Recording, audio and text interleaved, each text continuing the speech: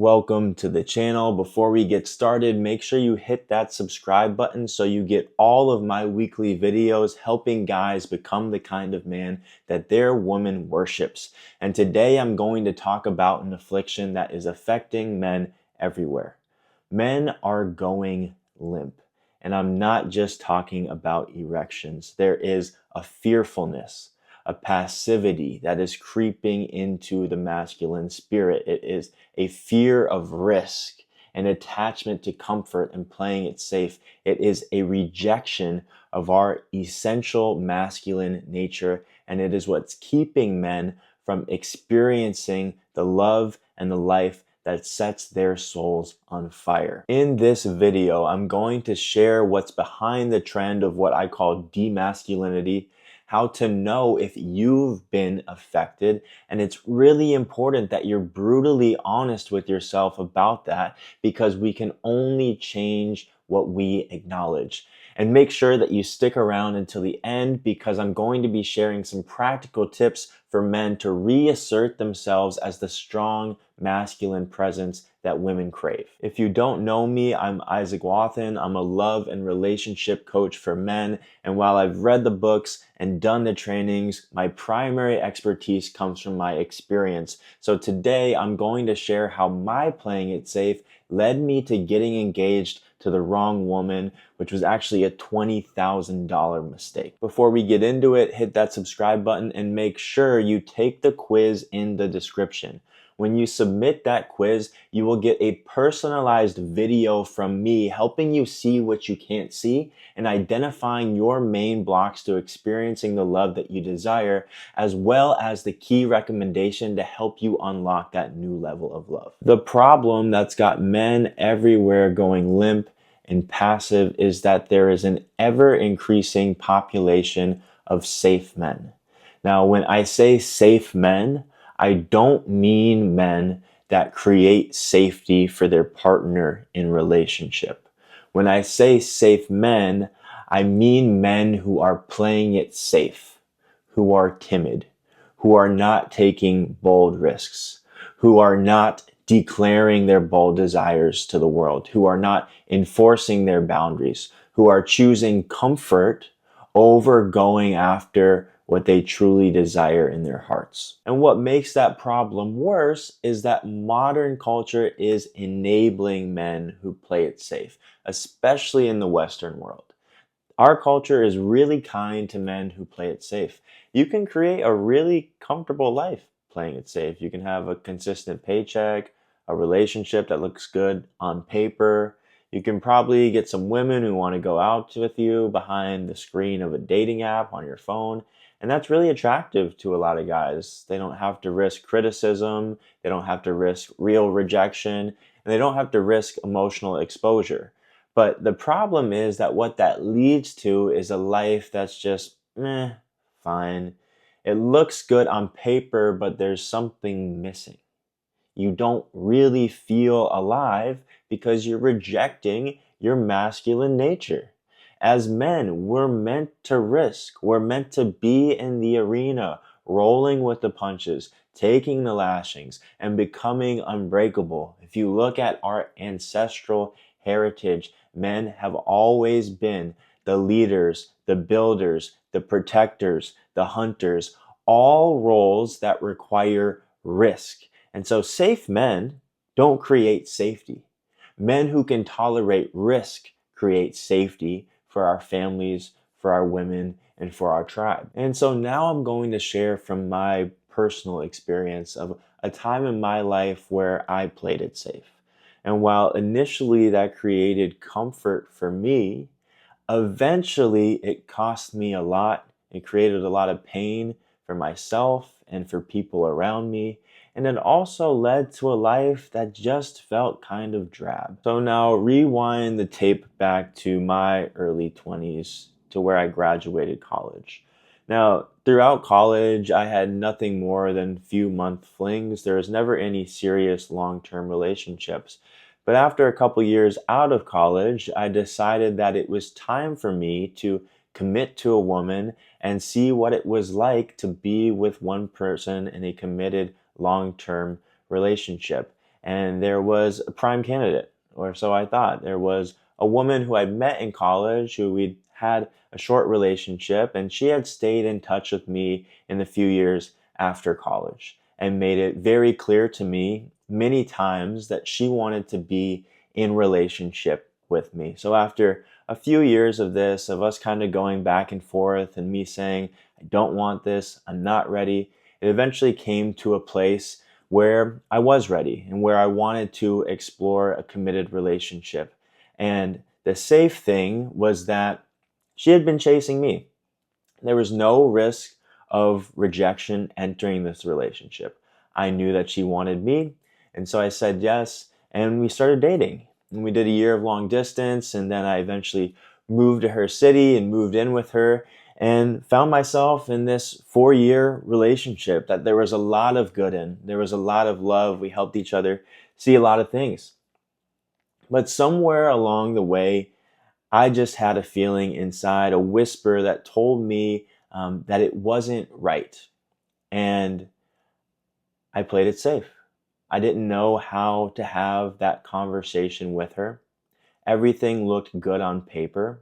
So, how could I risk ending this relationship and invite the judgment and the criticism of everyone around me? Somewhere during this time period where I became unsure about continuing the relationship, she posted an engagement ring on her vision board at the beginning of the year. And because I didn't have any bullet point reasons to end the relationship, because again, everything was good on paper. We didn't have fights, which was also a red flag, which is a story for another video. But I people pleased to the degree that I could avoid risk, where I could avoid judgment and criticism of leaving this relationship. And I figured at that time that it would be better for me to just seal the deal and marry this woman than risk it, than risk ending the relationship. What if I never found anything else that good again? And there's so much uncertainty when it comes with ending a relationship. So what I did eventually was it came to a head. We were engaged, and I just could not fight the feeling inside of me anymore. And I was terrified. I thought that people would say I was the worst person in the world for ending an engagement. I thought people would be disappointed in me. I thought people wouldn't understand.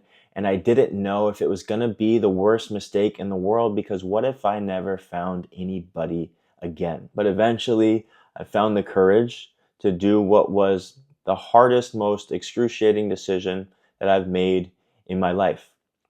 And on the other side of that, on the other side of making that bold risk, life started to open up in a way that finally felt exhilarating, that didn't feel meh, fine. It felt like this was it for me. And that came from taking a bold risk, that came from stepping outside the castle walls into uncertainty, that came from stepping forward on a path that was not promised. And that is what men are missing in today's culture. They have comfort, they have lives that are okay, fine.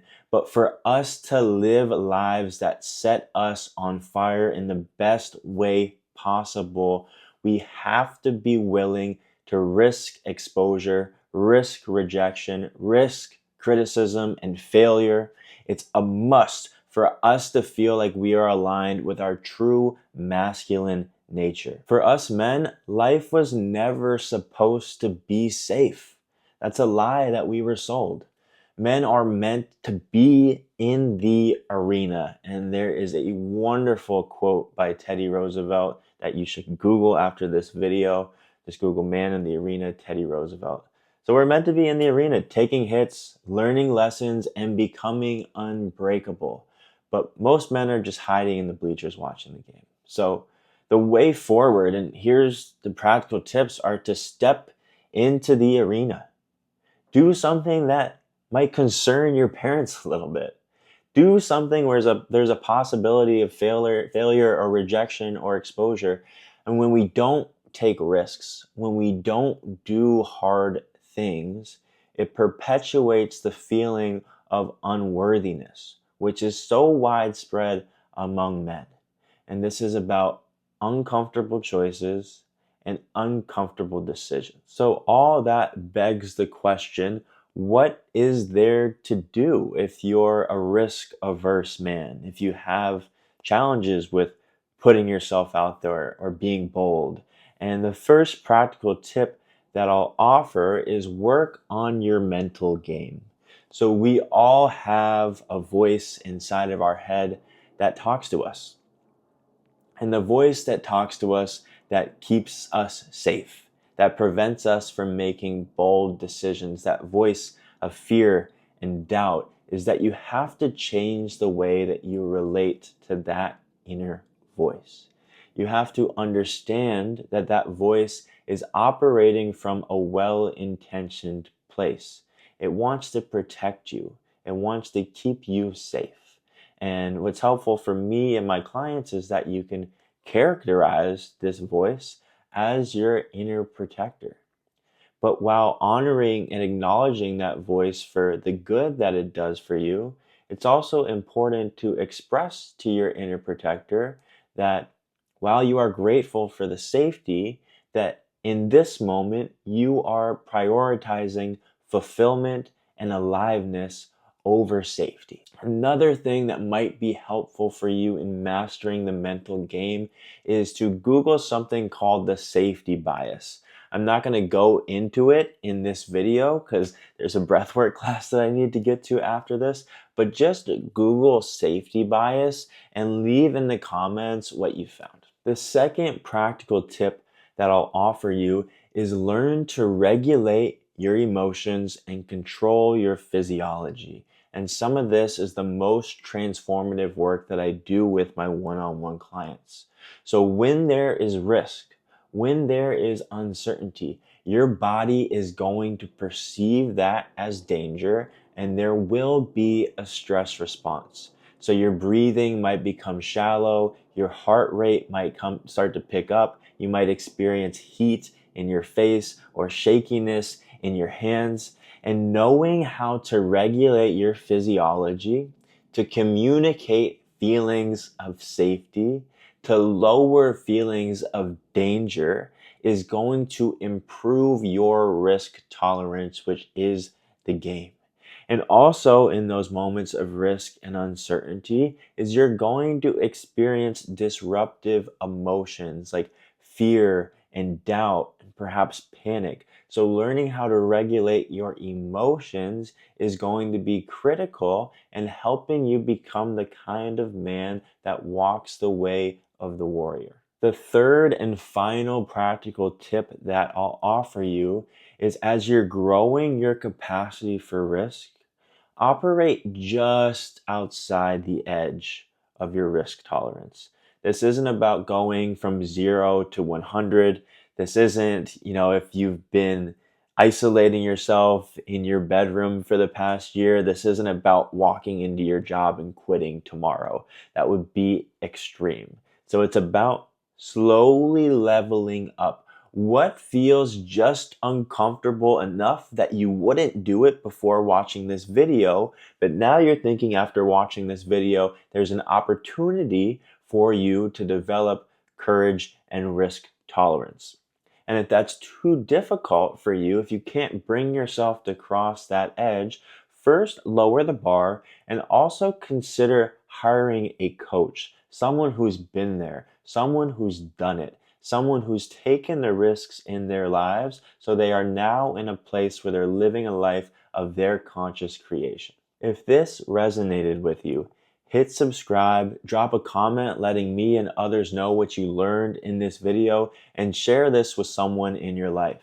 And make sure before you leave this page that you take that quiz in the description to receive a free personalized relationship diagnostic from me. And if you're feeling called to do what it takes to live a life with more love and more liveliness, book a 15-minute curiosity call with me in the description. I'd love to see how I can support you.